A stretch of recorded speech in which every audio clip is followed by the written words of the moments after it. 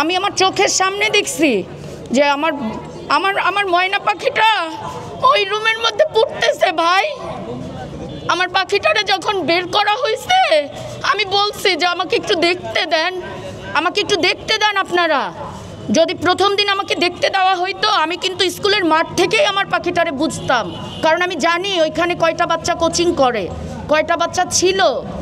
আমি প্রশাসনের ওদেরকে যখন হাত পাও ধরে বলছি যে ভাই আমাকে একটু বলেন যে এইখানে যে বাচ্চাগুলো ছিল ওগুলো আছে না মারা গেছে, তারা কিন্তু আমাকে অনেক সময় পরে বলছে যে আপা কেউ আর বেঁচে নেই। তো তখন ওই মরা বাচ্চাগুলোকে একটু মাঠেই রাখতো।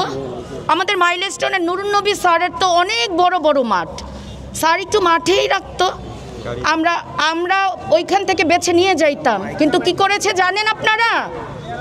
সেদিন স্যার সবার আগে আমার ময়না পাখির মতো আরও যেই পাখিগুলো ছিল না ওই পাখিগুলোরে উঠায় আগে নিয়ে গেছে।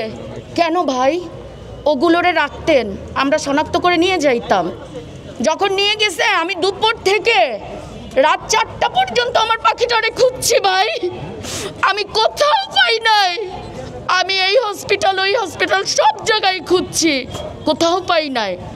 আমি 4টা দিন খোঁজার পরে 2 দিন পরে আমাকে বলে যে ডিএনএ টেস্ট করে নিতে হবে।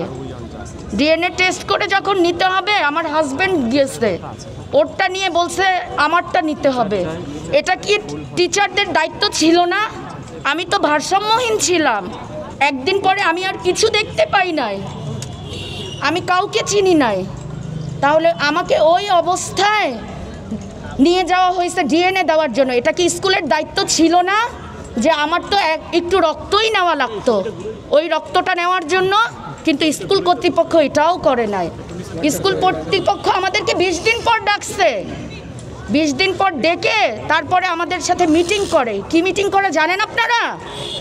সে তার স্কুল বাঁচানোর জন্য মিটিং করে।